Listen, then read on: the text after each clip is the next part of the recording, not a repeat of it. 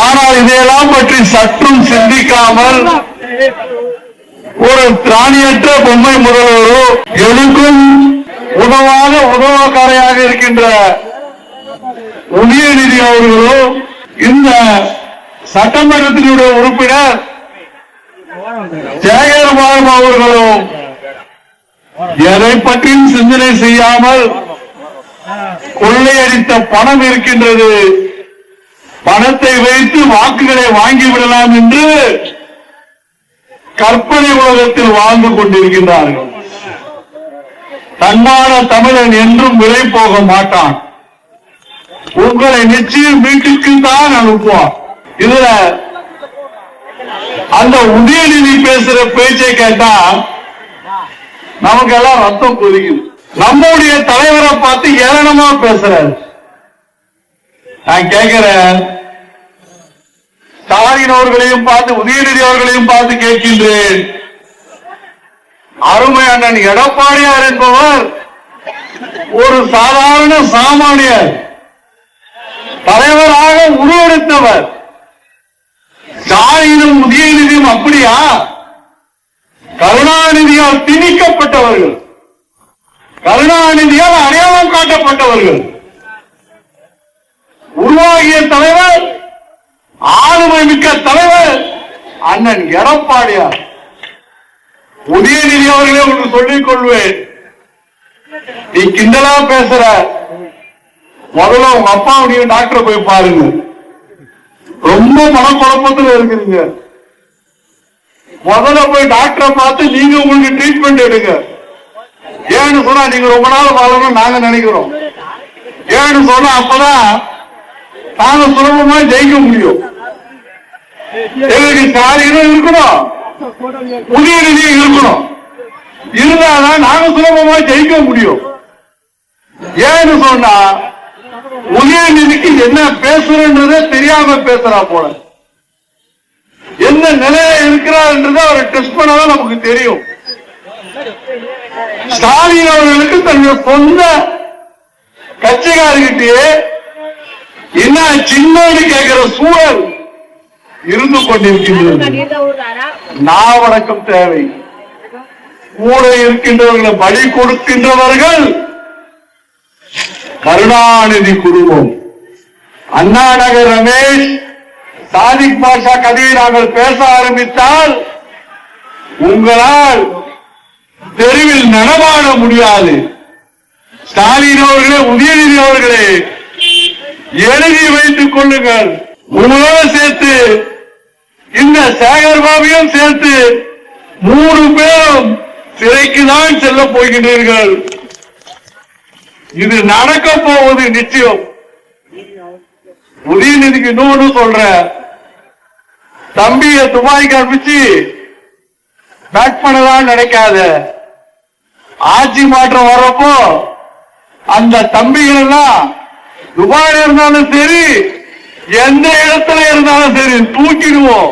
தம்பிகள் கொடுக்கின்ற வாக்கு மூலம் உங்களை நிச்சயம் வாழ்நாள் முழுவதும் சிறைச்சாலையிலே கம்பியில வைக்கும். நாம் அடக்கத்தோடு பேசு. என்ன ஏதோ வானத்திலிருந்து குடிச்சா மாதிரி. உங்களுக்கு தான் வெக்கமான சூடு சொரணை இல்ல.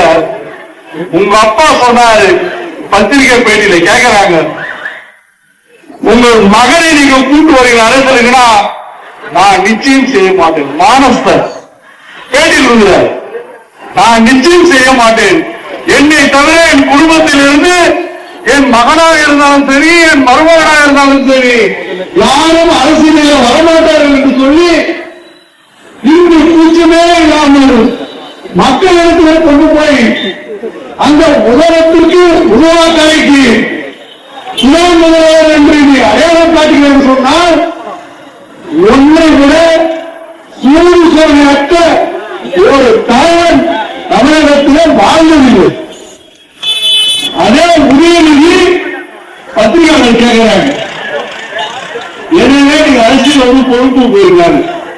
ஐயோ நான் இப்பதான் வரேன், அதனால எனக்கு வந்து அரசியல எந்த பொறுப்பும் நான் வாங்கிக்க மாட்டேன் அப்படின்னு சொல்லிட்டு இன்னைக்கு பாத்தீங்கன்னா முன்னாள் அமைச்சர் காந்தி செல்வன் 74 வயது காலில் விழுந்துட்டு போற. அதே மோடிஜி காலில் யாரு இருந்தாலும் அவரும் காலில் விழுந்து காட்டுற. ஆனா இந்த 50 வயசு இந்த உதயநிதி அதுக்கு பேரு பால்டாய் பால்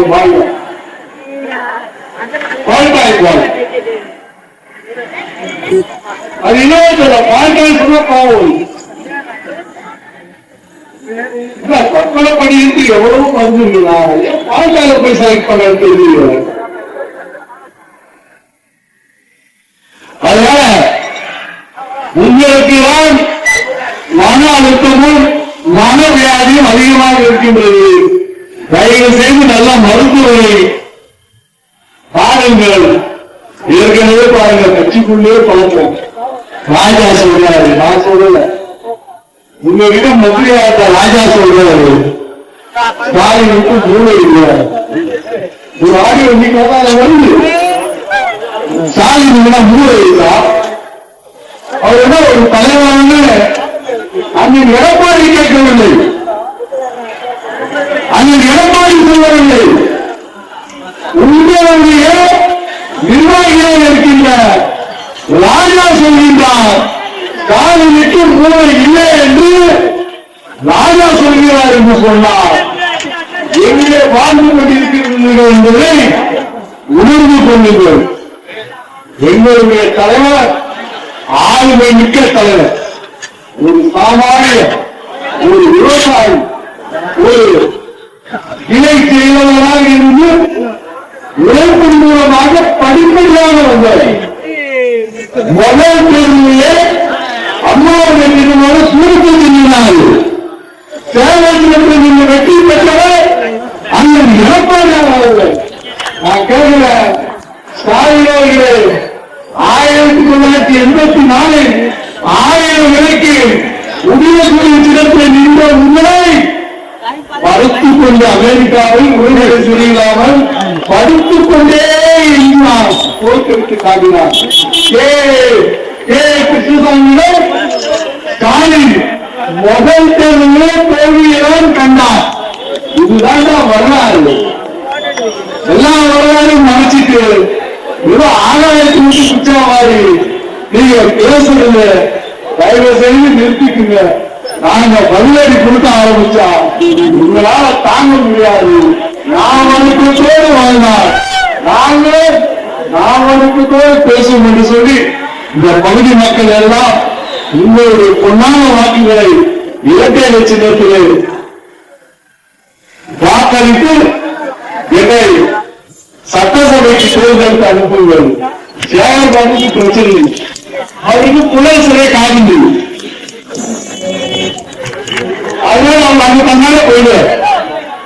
அதனால இரட்டை இணைக்கு வாக்களித்து பெரும்பான்மையான வாக்கு வித்தியாசத்திலே இதை வெற்றி பெறுமாறு உங்களை எல்லாம் நான் பணியும் போது கேட்டு இவங்க ஒரே நிறைவு செய்கின்றேன். அதுக்கு முன்னால் bye bye bye bye bye bye bye bye bye bye welcome welcome welcome welcome welcome